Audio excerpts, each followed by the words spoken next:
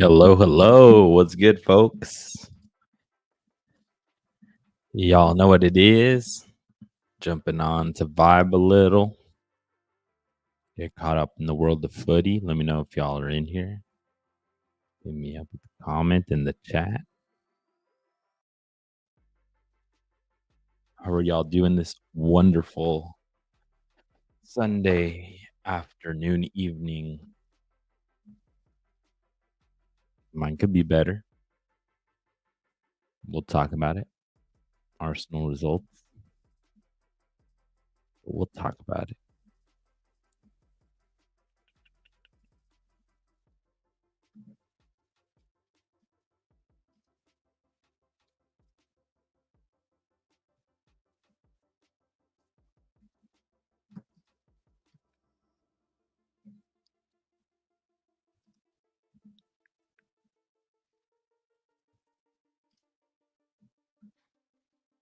Let's go. We'll get started in a second. I got a good amount of Twitter stuff. We'll talk results.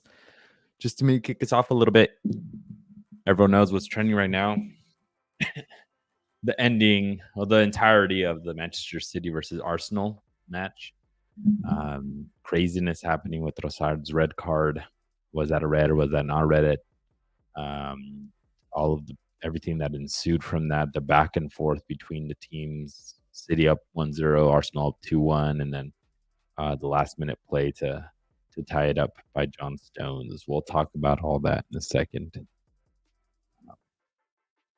Yeah, and you know what it is, folks. If you guys haven't been around for this, I just jump on Sundays and we just get caught up on whatever I can find on Twitter that's going on in the footy world and just kind of react to it, just talk it up with you guys. And if you guys ever have anything you want me to review, just send it over in Discord or send it over on Twitter or wherever, and we'll just chop it up.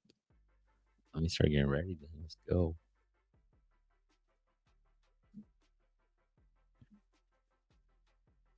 Cool.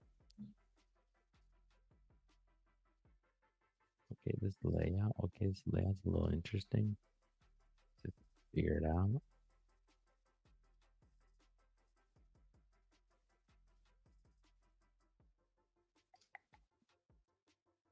I like the in picture thing. Okay, we learning, folks. I'm using a different browser today, so it's a bit interesting. All right, I guess you guys will see a little piece of me in the corner. Trying to see if I can make this any bigger. What the hell? There we go. Beautiful. Nice toy.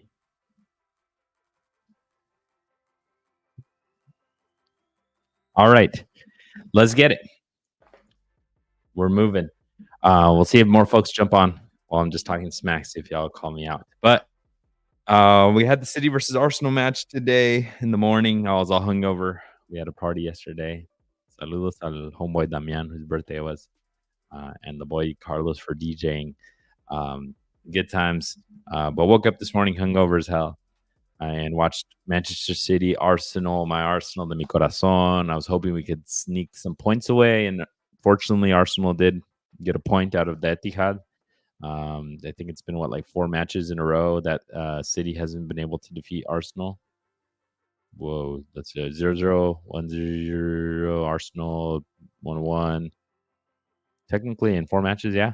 So craziness happened out of this match. Like I had mentioned, Haaland with this goal, and it looked like it was going to be maybe a Haaland show. And then Calafiori with an amazing banger of a goal. Holy crap. I don't think anybody was expecting that. I don't think anybody was even expecting Calafiori to start, maybe even play. But he started over Ben White because Ben White's been nursing injury. Now Calafiori and Timber apparently are injured. Timber, both of them seemed cramps. They both seem like cramps. So I'm hoping for the best there. Yeah, hopefully nothing too crazy. But we all know the drama out of the play, right? In the 45th plus minute, Leandro Trossard gets a red card. Let me see if it gets... Before I even get into any craziness, I want to share some some nice things, something so we could start on a good note, on a happy note instead of on just negative if that's where we're going. But there's this ref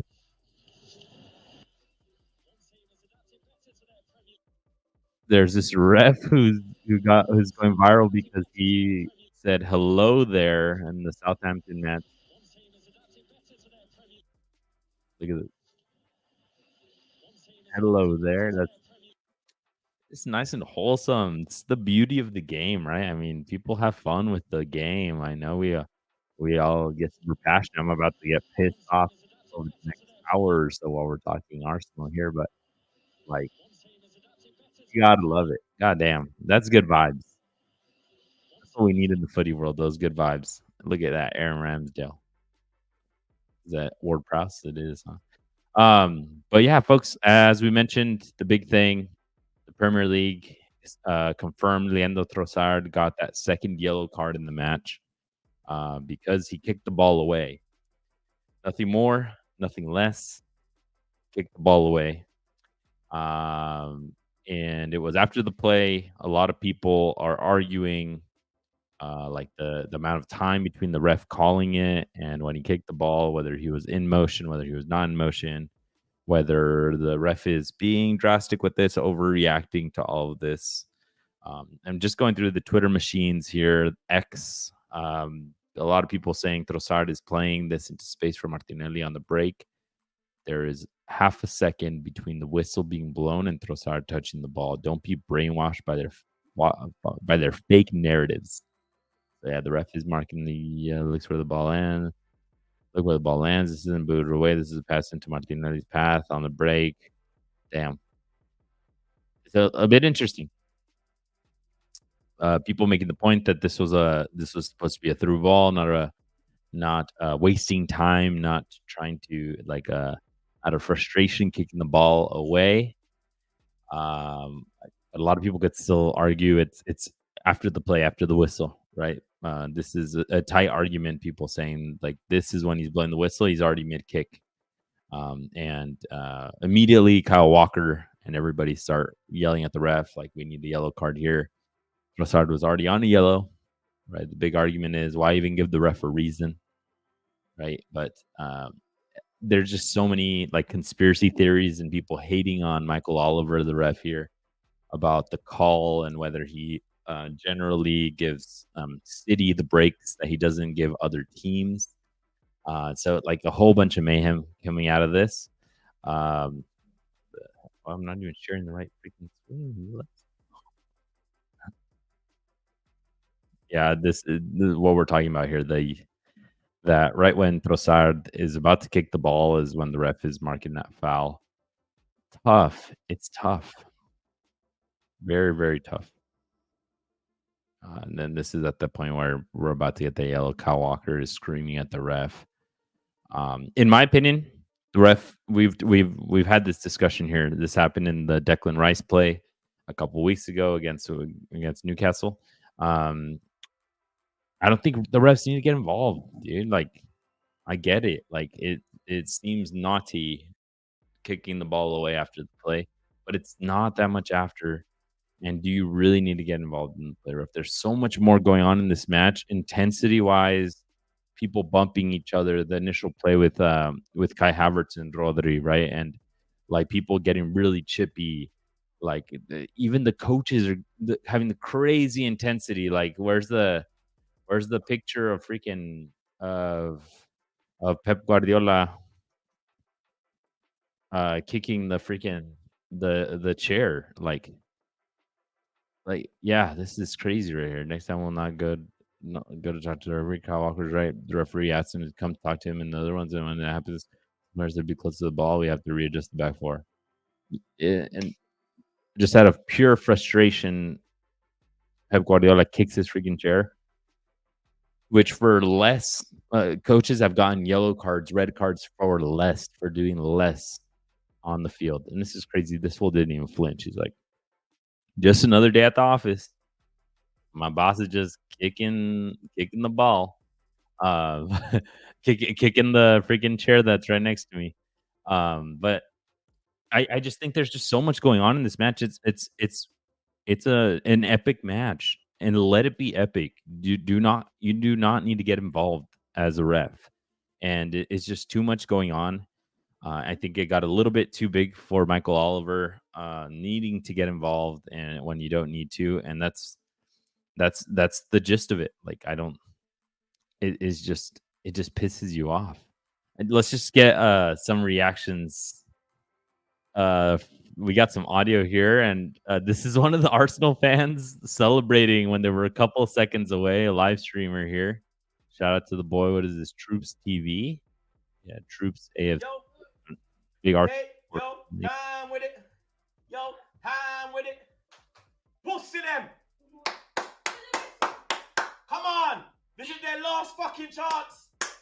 Come on, Arsenal. Come on. Keep him out the fucking. Oh, no. Oh, my days. Oh, my days. You're fucking kidding me. Oh, no. Oh, no. Oh, no. I'm dead. This is all of our all my Arsenal fan days. reactions to the match live. Oh, my God. That's pretty funny. I'm gonna Oh, follow the my boy Troops. That fucking shit's days. hilarious. Yo, I love time with it. I love the vibes. Take your time with it. Oh, is this one of those jerseys that's what's that fool's name on Instagram that does Arsenal gear? Like he hand paints stuff. That's pretty dope. No, but I mean, it's just funny. You have to laugh at yourself. It pissed me off, but like at the end of the day, it's banter and it's funny that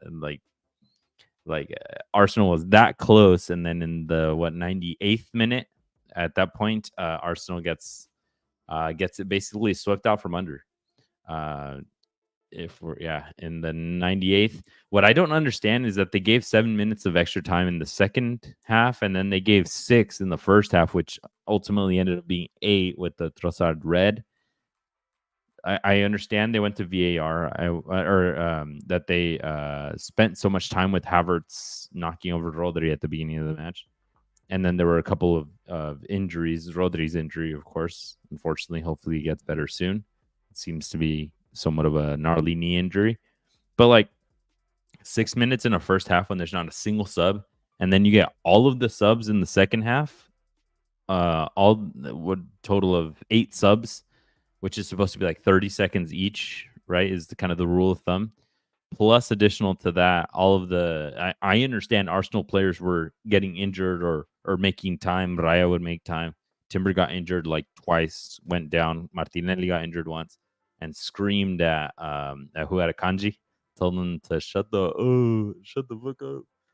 And then Calafiori got injured. So like, I don't understand how you gave 6 in the first half and then 7 in the second half. It's a bit inconsistent for my liking, but yeah, I mean that's a little bit of craziness with that time.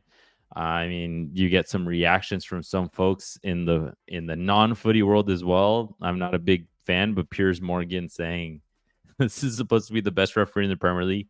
He's wrecked what was a thrilling game of football, sacrificing it at the altar of pediatric bullshit. Thank you, Mr. Oliver. It's crazy. Everyone's coming around just to talk a little bit of smack. And then, I mean, there couldn't be the controversy. There couldn't be all of the conspiracy theories. We have people on Twitter, on TikTok, talking about how Michael Oliver is like a basically paid ref, informant, biased, basically on the payroll of Manchester City. Let's listen in. In my mind, Michael has a problem. September 2023, during the season, 4 Premier League referees are flown to the United Arab Emirates to referee an ADNOC game. Seems okay, yeah? Keep listening. They're paid £20,000. They're normally paid £1,500 for refereeing a match. This is where it gets very interesting.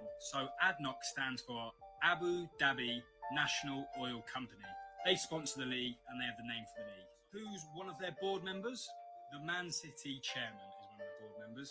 So the Abu Dhabi National Oil Company is state-owned. Who is vice president of the state? The owner of Man City. This is where the 20,000 has been coming from for Michael Oliver to be paid to referee just one match. Oh yeah, it's worth mentioning. Barcelona were charged with paying off a referee. Obviously, Pep was a manager at some point, but this was 2001 to 2018. It wasn't just Pep there. The director of football at Barcelona is the current director of football at Man City. Even if Man City have said Yo, this is absolutely low-key nothing interesting. to Michael Oliver, they're just getting him out there to referee some games. Surely he's going to have a slight bias to Man City. Let's take a look at some decisions this season. Wiped out Rice, then followed up and wiped out Odegaard. Didn't even get a yellow card, let alone a red. Doku with a karate kick on Alexis. No penalty. All of these are Michael Oliver. Yeah, that one was wild, the Doku one. Nil-nil in the FA Cup I got pissed about this one. against Chelsea. Even if it was Cardi Chelsea. gets a free kick. Grealish's hand moves hand. towards the ball. It's a penalty. But the 4 match officials were the ones that got flown out to the UAE. And of course, no penalty was given. The thing is, he's basically on the payroll. It is a conflict of interest. That's a little bit interesting. I'm not a big conspiracy theory guy, but I mean, I think the UAE, somebody correct me if I'm wrong, the UAE and the Saudi League, they fly out refs regularly to do the reffing. I know Cesar Arturo Ramos from Mexico goes and does the reffing in Saudi Arabia every once in a while, but just to bring in the best of the best, and because they got that money to spend, right? But that is interesting. I think the call out that like stands out to me is the paying a lot extra for this crew if it's 20,000 pounds. Yeah, I mean, making the argument is a bit far fetched to say like, oh, like because he took a paycheck for those games, maybe inflated, that Michael Oliver must feel some need to generally give certain calls a certain direction. That's interesting, but like, I mean, what else do we got to speculate? But that's just goes along with all the controversy of the match. Like I mentioned to you guys, like I personally don't think the ref should have affected the match. I personally think that the Trossard's and I'm Declan Rice's I think was a bit more warranted, but like, dude, like with the heat of the moment, with how intense the match was, I think it's pretty crazy. Or maybe getting into a little bit more of the match, but here, moving from controversy, adding more controversy to getting to the match. Pep Guardiola saying 10, 11, or 13 men, they were still going to play the same style here. I don't got the full interview, but if he did say this, that's interesting, which is a bit different from, I don't know. I see Pep with a little bit more respect for Arteta, but I know that they're going at it towards the end of the match, but for him to say that when they had 11, they weren't a great opponent, I think would be pretty wild. In the first half, I think Arsenal held up really, really well, and towards the end of the first half, especially like right before the Trossard red, I thought Arsenal was the better team. They looked really good. They were getting really good opportunities. Their flanks looked amazing with Calafiori and Timber. They just looked like they were having really solid play. I thought they were doing really well, especially once Gabriel and Saliba started getting their feet on the ground and figuring out how to play against Haaland. It was way too easy for Haaland to get in behind, especially on the play by Savinho, to get a through ball for Haaland where he just outpaced everybody. Easy, typical Haaland goal. But then they were able to change it up, putting more contact to Haaland, putting Gabriel straight up on him. And then even in the second half, I don't think Haaland did anything really in the second half, because once you put Ben White in, you got basically a backline of 5. I know a lot of people were saying 6 because this Declan Rice was dropping so much. But I think when it was 11v11, I think it was a really, really, really tight match. I even saw moments where Arsenal were doing better. So I still a bit wild by Pep Guardiola here. I know a lot of people have been criticizing City because they were celebrating so much after the match, saying it's kind of wild to be celebrating a 1v1 draw against Arsenal in your home, right? So that was also, I don't know, Pep. I don't know. And yeah, last year, Rodri said, when they come here, when they face us here in the Etihad, I saw them. These guys, they don't want to beat us. They just want to draw, and I think it goes along the same things, right? City thinking that Arsenal is not going seriously into that. They're trying to get as many points as possible, just being okay with one, and then figuring it out the rest of the season against other teams, which I don't think is the case in the past. Like we said, there's been 4 matches since City's been able to beat them straight up. And I think Arsenal is figuring out ways to play against Guardiola. And like low key, like one thing I want to shout out is the set pieces.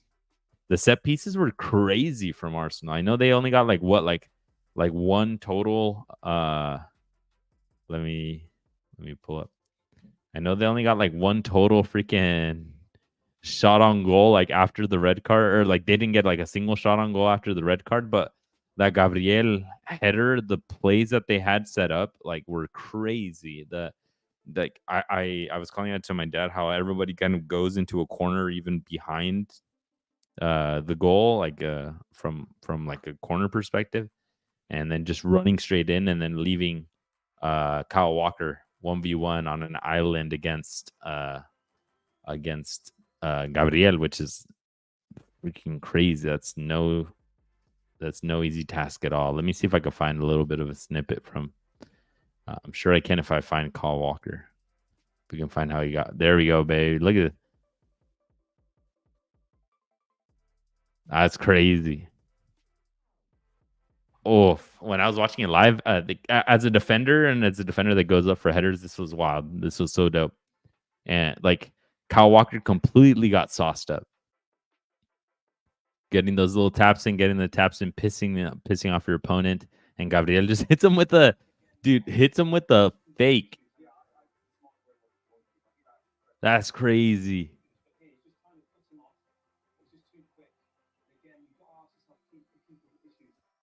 That is wild. That fake, getting a run straight in and then still beating all of the players that are there. You obviously got the running start, but that's wild.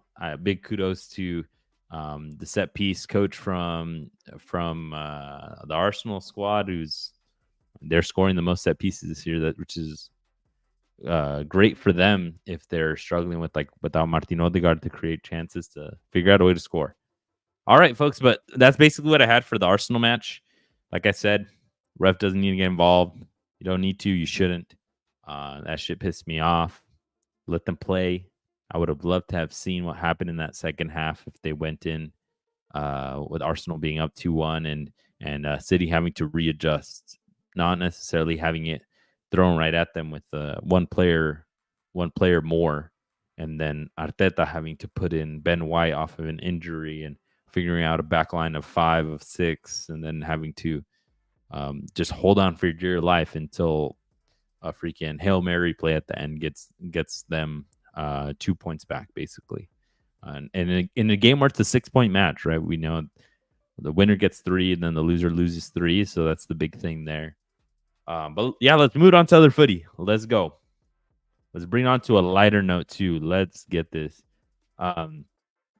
Cruz Azul versus Chivas happened this weekend, so I guess I was just struggling all weekend. My dad's a big Cruz Azul fan. I'm a Chivas fan.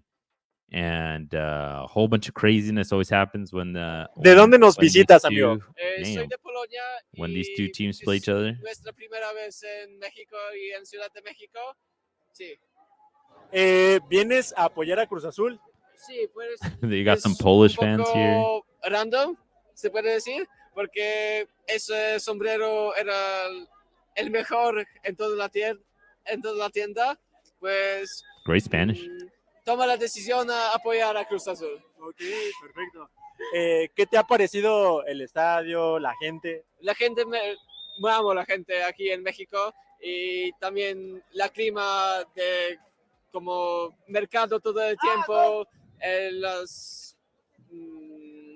las t-shirts que se venden aquí, sí, me gusta mucho. Oye, cuando vayas a Polonia, cuando regreses, ¿qué vas a decir de Cruz Azul? Que es el mejor equipo en todo México. El mejor equipo en todo México. Sí. Damn. Oye, ¿cómo celebrarías si ganan esta noche? Probablemente Con beber pinche tequila. Porque Let's en go. Polonia bebemos cerveza o vodka, pero aquí creo que debería ser tequila. ¿Ya probaste la comida de México? Sí, me gusta mucho, especialmente tacos en la calle. Yo, that was some great Spanish. What happened to my mic? Let's go. Oh, here we go. Yo, that was great. That was some great Spanish. He's got that old school Carlos Hermosillo jersey on, which is pretty dope. It almost looks like the Familia Peluche jerseys. This fool, what the hell? What's with my mic? There we go. Cool. That's pretty dope. This fool's got the Carlos Hermosillo jersey. He's looking good. He said he bought that at a local store, which is wild. But I mean, we all know how it is. Mexico's a big tourist country, and this fool pulled up to Mexico City and he fell in love with the Cruz Azul.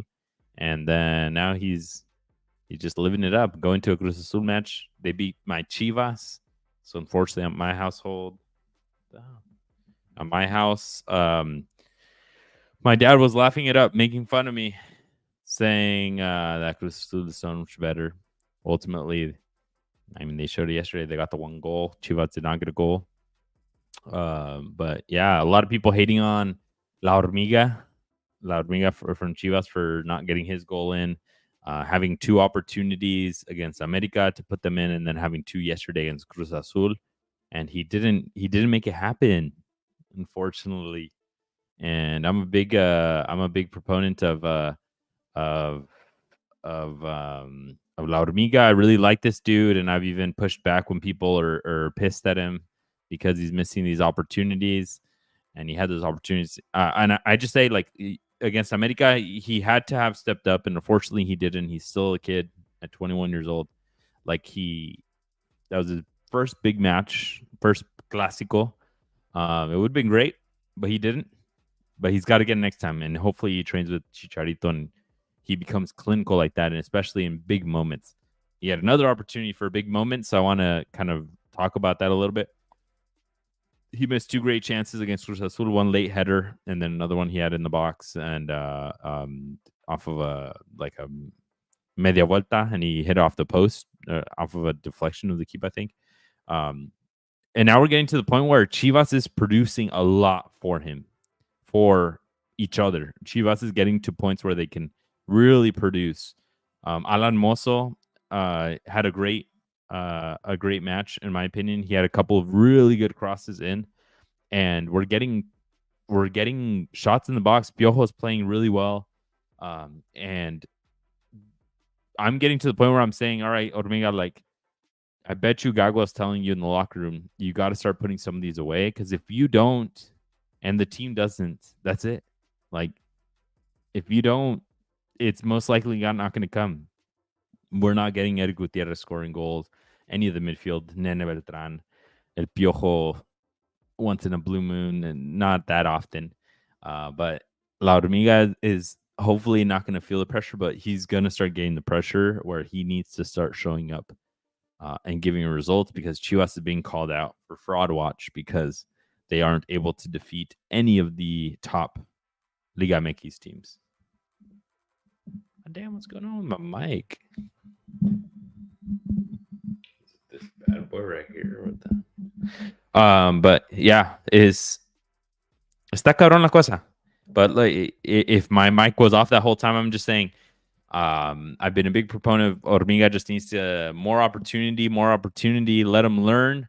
But after two matches against some big teams, having those opportunities, not being able to put them away clinically, he needs to make those improvements to be able to put them away as needed, because his team urgently is asking him for it, and needs to show up and say, hey, soy grandecito, I can do this, put the team on my back, and you do not need to bring in any other strikers, Chicharito, you don't have to bring in Marin. This is my team, and he needs to do that now. I think he does need to feel that under him, to be like, let's make it happen. He's got to do it himself. But yeah, Chivas lost to Cruz Azul. Nacho Rivera with the good header goal. Some of those Chivas defenders fell asleep. And yeah, Chivas Chivas still 5th place because we're in Liga MX, even though they've lost 2 in a row. But that's not great. Oh yeah, they got the W against León during the week. That's why they're up there. But I mean, the 14th, if every team all the way down to Puebla wins, they could possibly pass them, like statistically, technically. So I mean, no te sientas seguro. Chivas is trying to get into that top 4. They have to keep gaining by 3 points, or else it's gonna get crazy for them. It's gonna get too tight for comfort. All right, let's move on, folks, to just some other random stuff that I found. Let's go. In the Russian league, not where what's his name plays, Cesar Montes. Spartak Moscow versus Zenit St. Petersburg in the Russian Cup. They got 6 red cards porque se armaron los madrazos. Look at this. Straight up punches thrown, which we always talk about. Like soccer players just be pushing and all these things, but no, let's go. This is crazy. I don't like pushing the fighting and the drama and the violence in these matches, but this is crazy to have gotten 6 red cards. That probably fell short too. Like homeboys were getting jumped. Oh, dude, I think that guy was bleeding. Yeah, it just starts with some pulling per usual, and then vámonos, cabrón, 55 roja y cárcel, and then ay, cabrón, this fool came in with the freaking slippery ash. Oh, yo, red sweater, boom. Right hook, right? That was a gancho al hígado. Look at that. Gancho al hígado. Vámonos, cabrón. It's crazy. Keeper's like, hey, cálmense. I got gloves on. Mine won't hurt. That's crazy. Oh. Ooh, you cannot be on the ground of a dog pile in these fights. That's crazy. Look at this, coaches. Oof. And then the guy's like, hey. Yo, I don't got nothing. Yeah, that fool's fucked up. I'm pretty sure that guy got jumped. Just some craziness, folks. En el mundo del foot. Craziness. One of the biggest drama things that happened over the weekend that got sent over to me. Hendrik, la jugadita. Thankfully, I found some footage from the stand so I can actually watch it. But he gets a penalty. They're already up 3-1, and then Hendrik gets this play on a corner. He's showing some skill, and then the defender just starts holding hasta jalándolo. Oh man, we didn't get a great angle on that, but basically takes him down, and it's right outside of the box. I will say, we got anything in the comments? But this is the point that I wanted to bring up. It looks like it went out of bounds first, which is crazy. Let me see that. Even right there. Yeah. Right there. That looks like it's out of bounds. And the ref's right there. And he didn't even mark it. It's probably one of those, like, let it go and then we'll figure it out later. But they got a penalty off of it. They didn't figure it out later.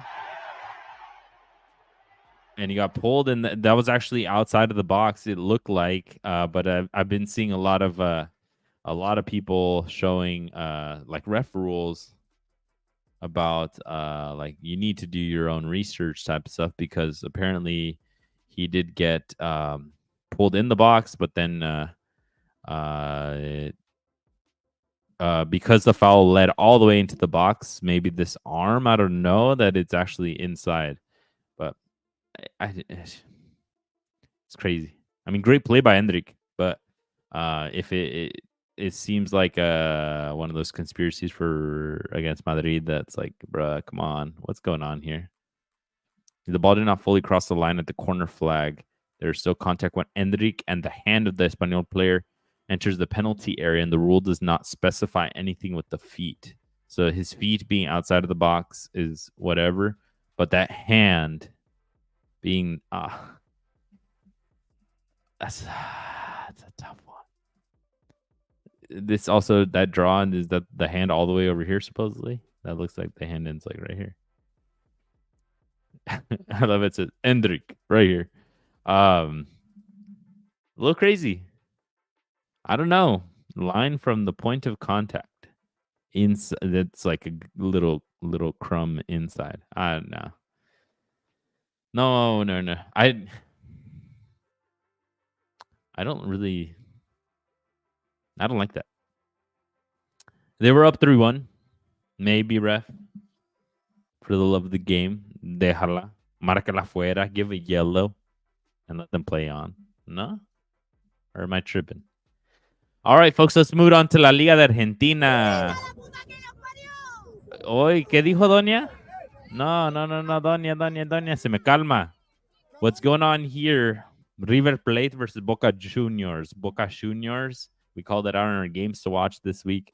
El clásico nacional, el clásico de clásicos en Argentina, being played in La Bombonera, which is crazy. The vibes looked immaculate. River Plate was up 1-0.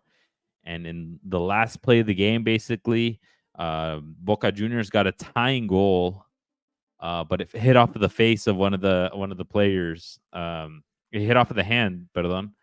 Let me just pull it up on FootMob. It was ¿quién era?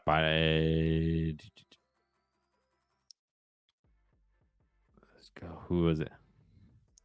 Was it Ceballos? One of the attacking players of Boca tried to almost like trap it, and then it hit off of his face and hand and rebounded in. Basically, I don't think I'll be able to find a non-copyrighted version of the play, but the ref ended up marking it handball. Didn't give the goal, and that was the last play of the game.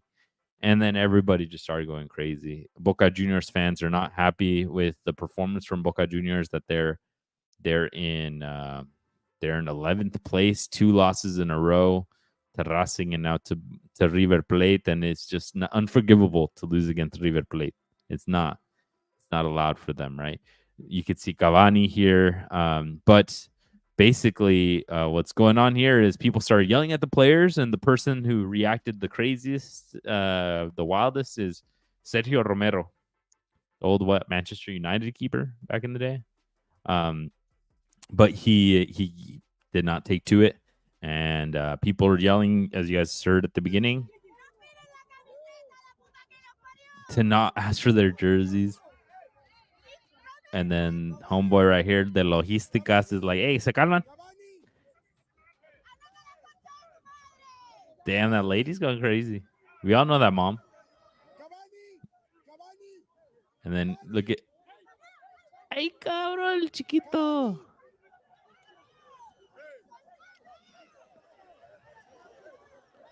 My dude basically jumped into the stands and started talking smack with these other people. There's a different angle, but it's through the TV, so we don't got the rights for that. But people right here basically were yelling directly straight at El Chiquito Romero's face. Everyone wants answers. ¿Por qué pierden, verdad? Versus River Plate. You're at your home. You're not supposed to lose en La Boca. But así pasa. Y la doña right here yelling. We have some amazing players, like I said, like Cavani. He's having a good time. He just gave somebody a thumbs up over here or something. Y la esta de tu madre, la concha de tu madre, le griten. But yeah, Chiquito is getting a little bit crazy. He did come out and he ended up apologizing, saying that he overreacted. He shouldn't have done that. That's crazy. That wall of like, what is it, like palcos, all the suites on this, that just kind of chops the stadium in half. What are people saying? Y el tipo estaba esperando que Cavani le dijera que se te ofrece, en qué te puedo ayudar. Un payaso Romero ir a pelearse con sus propios hinchas con la experiencia que tiene que agachar la cabeza e irse al vestuario y bancársela como cualquier profesional. That's a little bit crazy. I mean, I understand, but if you're getting yelled at by some of the players, like by fans, like manic fans, I think we all can understand why some people would react a certain way like they do. What's up, folks? We got a couple of people in here tuned in. If you guys haven't heard of us, we're Goal-Sided. We stream on Twitch for gameplay, EAFC, and I just jump on Sundays and we talk about just whatever's trending in the world of footy. Check us out. We have a podcast. We talk it up. If you guys aren't following us, give us a follow for more content. We're on Instagram. Y todo. The next one I got, Messi coming into New York City FC's stadium in el autobús with the team. And los hinchas del New York City. I didn't know they got it like this. Everyone's flipping him off. Cops got to come in. I love this. This is footy culture. These are all Latinos. That fool's got a Boca Juniors. What the fuck? But it's different than the welcome wagon that Messi usually gets. This someone's laughing. Look at este güey. Le vale Wilson.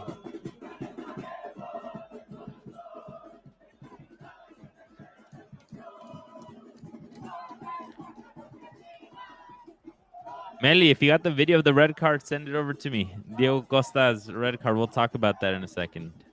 I'll see if I can find a video of it without getting too much trouble in here.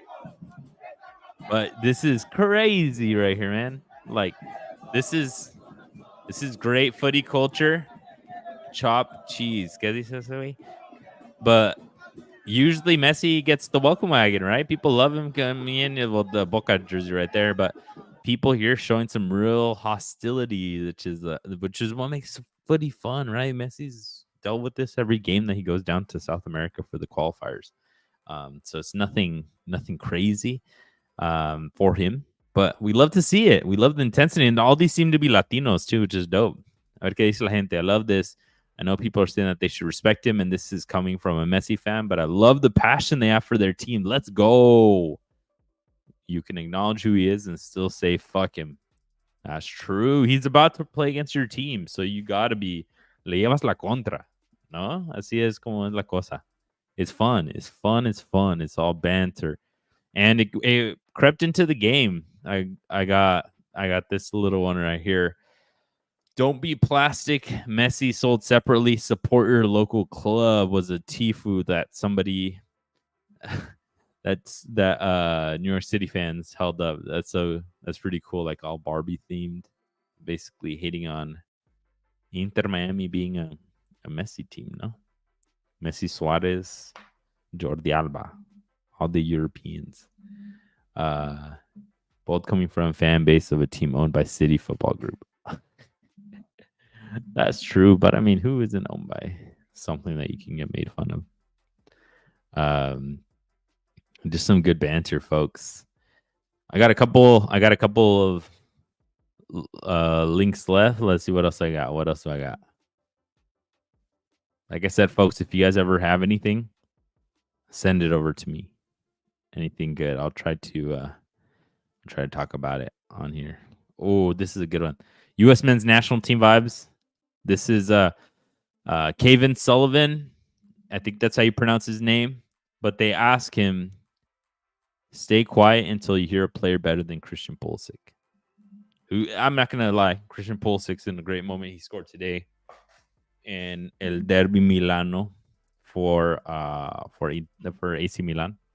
But they asked this 14, 15-year-old kid, super wonder kid from Philadelphia Union and from Manchester City Academy that, let us know, who do you think is better than Pulisic? Stay quiet until you hear a player better than Christian Pulisic. Garnacho, Kudus, Santi Jimenez, Eberiche Eze, Rafinha, Harvey Barnes, Diogo Jota, Musa Diaby. Those are Endrick, all wow. Marcus Rashford, Jeremy Doku. Damn, you silent. Doku. Your choice is Doku out of all of those. I would have Christian Pulisic. Let's see what I got. That's a tough one, but maybe I would have stayed quiet for Garnacho. Kudus, no, not inconsistent. Santi Jimenez. The Mexico fan in me wants to just be a hater and just be like, it's Santi, but Pulisic is a great level. It's got to be Eze.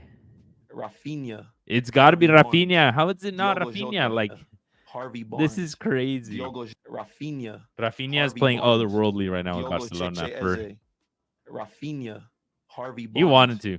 Diogo Jota, Musa Diaby, Endrick, Marcus Rashford. Rashford is Doku. wild, but Damn, you Yeah, silent. Doku. he had to say Doku because he's in the City Academy now. That's wild. No, it had to have been at least Rafinha. Garnacho, I'll let him pass. Kudus, I'll let him pass. Santi, it hurts, but I'll let him pass. Eze probably should have been the first one that I feel like I would have been cool with, but it had to be Rafinha. How is he not better? How is Rafinha not better than Pulisic? That's crazy. That's what I'm saying. That's all that I'm saying. All right. Homegirl Melly said Diego Costa got a red card. Let's see if this one doesn't get us in trouble. But Diego Costa, we all know, looks 50 years old since he was 20. He's playing for Gremio. He's at Gremio, and he's been on their U20 squad trying to regain rhythm, as they say. And he ended up getting into a fight with a kid. Agora o Davi deu rapa nele e Oh, o Diego não gostou, porque também o Davi veio that's pro crazy. espaço, deu toque pro Igor Okay, so this is him. A bola vem no costado do Okay, Diego goes in Costa, hard, takes out tentou that full. toque, agora o Davi And then deu the full rapa goes. nele, Oh, no, he e o gets taken Diego out. Costa tentou no costado do That's Diego him. And Costa, he gets taken out tentou by a toque, kid, and then he agora o goes, Davi deu vámonos, rapa cabrón. nele, Yeah, e Gremio o with the stripes, Diego right? não gostou, porque também o Davi veio ganhou And he espaço. grabs onto this fool, and then he gets a good swing at him, basically. Sent off U20 match to help him regain fitness. That's not how you regain fitness, my guy. That is not how you do it. He looks old as hell with the U20s. That's crazy. Look at the little kids. And then you see this old as hell man, like with a full ass beard, like a crazy ass beard. Imagine though, that's pretty legendary. Even if you don't make your academy, if you don't make it out of the academy into your first team squad for whatever team this is, who was it? I don't know. But that's wild. Diego Costa, have some fun. You're playing with kids. It's to get fitness. Have some. This fool's fucking ripped. He's yoked right now, though. Or gordito. I can't tell. Low quality. All right, folks. Maybe I'll start looking for some random stuff. But one other thing that I had down outside of footy, we like some fights. This past weekend, Anthony Joshua got into a fight against who the hell did this fool fight? I don't even know who the hell he fought, but he got his ass whooped. He was talking all that smack. Started talking all that smack, and then boom, cabrón, vámonos.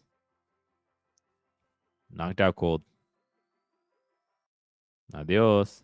Buenas noches. While he got that tongue out at the beginning. That's crazy.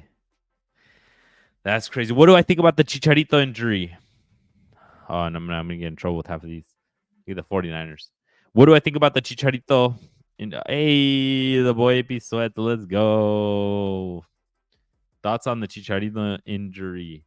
In training, right? Chicharito got hurt in training. Didn't even get to suit up this weekend. And now it's unknown at what like how long it's going to take him to get back. Te veo pronto, ser de luz. Oh, this was a while, 2 days ago. No, urge limpia. Oh my God. Yeah, this is good. Te veo pronto, urge limpia. Basically, I wonder how long this injury is. How long he's going to be out for. Urge limpia, dice that he needs to do burn some sage to stop getting injured every freaking week. We're barely seeing Chicharito. This is not what he's the highest paid player on Chivas, and I believe like the second highest paid player in all of Liga MX for. What do I think was the original question? Is that he needs to take like 10% off, 15% off of whatever intensity he has that brings him to this level. That's a weird reply there. But he needs to chill out. I know he wants to go 100%, but your body's not at that level anymore. Hopefully it's not the bad knee that he's got. But he just needs to get on the field. Like if you're whatever you're doing in practice, if it's lack of, I don't know, fitness that leads to overstraining in practice or whatever, adjust accordingly, man. Gago needs to sit with this crew and figure out why is he getting injured every week and what can we do to stop that. And that's about it. Sana colita de rana, Chicharito. Even Alan Moso's making fun of you. Come on. Come on. What else do I got? A ver.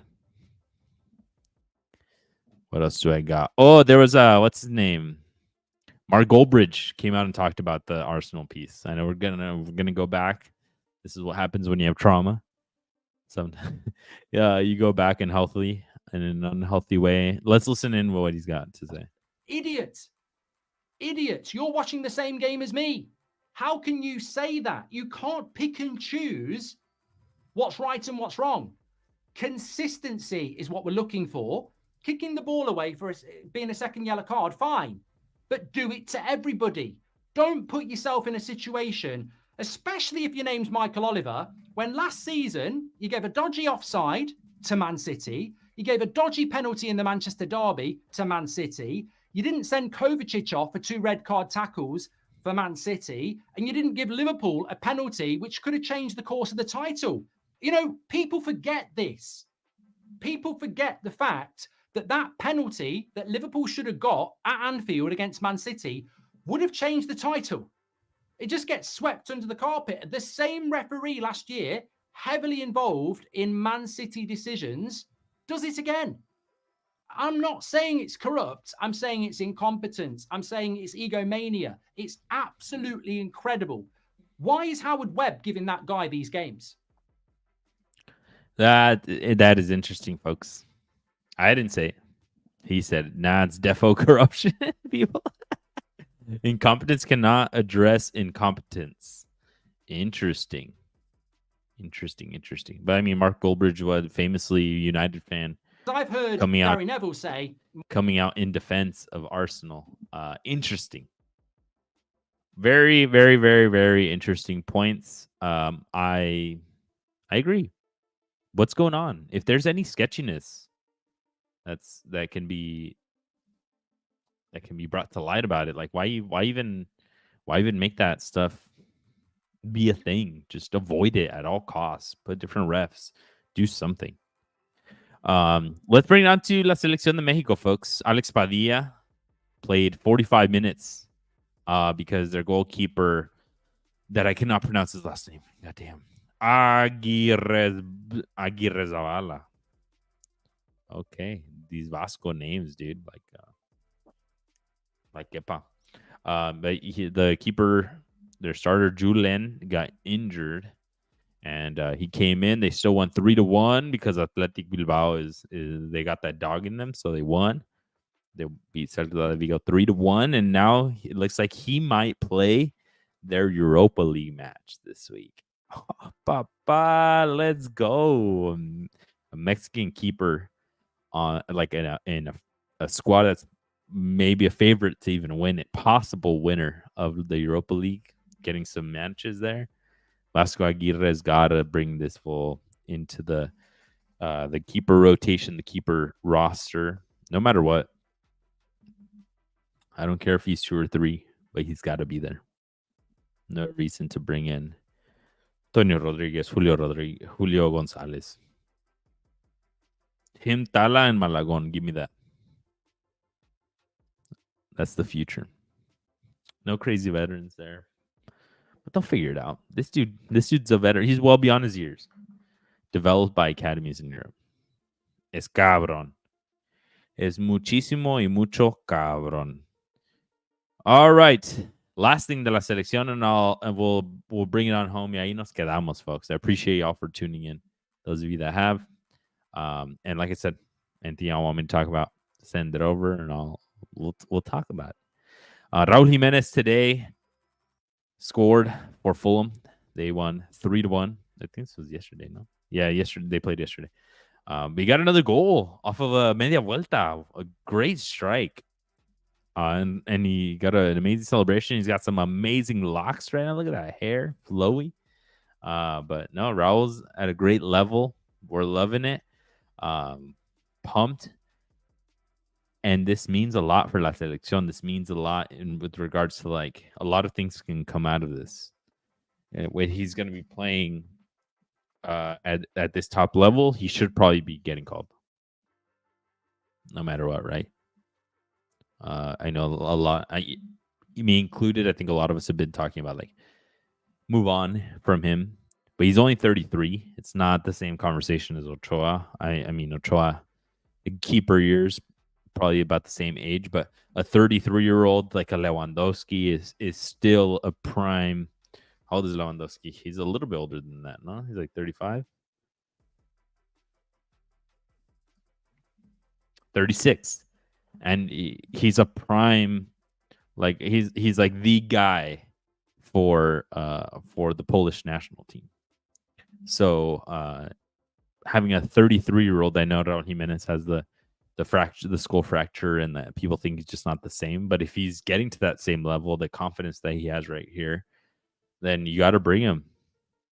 You got to bring him, and you got to bring the best Mexican players, and he can be in place of Memo Martinez. He can be in the place of, I think him and Henry Martin should probably be in that call-up with Santi if we're doing 3 strikers. But I think he would need to be there. The trainings levels get higher. He's in that Premier League. And he can play some minutes. And who knows if Santi is not the guy. Santi is struggling right now. He even got injured today.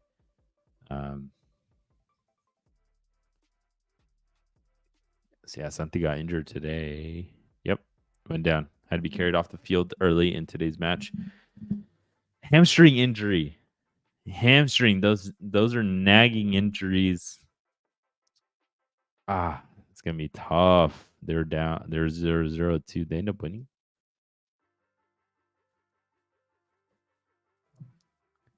They probably did. Yeah, they won 2-0. NAC Breda. Then they're in almost relegation. So I mean, of course they did. But man, that sucks. But Mexico needs a competent, great striker. I wouldn't put it past Vasco Aguirre if he puts in Raul Jimenez before he does Henry Martin. Henry Martin got a goal yesterday with America against Necaxa. So, I mean, let's just more than anything consider ourselves lucky that the Mexico team has a couple of strikers that are in good moments and scoring. But I would probably still go with Raul Jimenez before anything else. Any updates on that Rodri injury? Rodri has no social media, no tattoos, so he can donate blood easier. No fancy cars, no ACL. No ACL in his left knee is wild that they did that.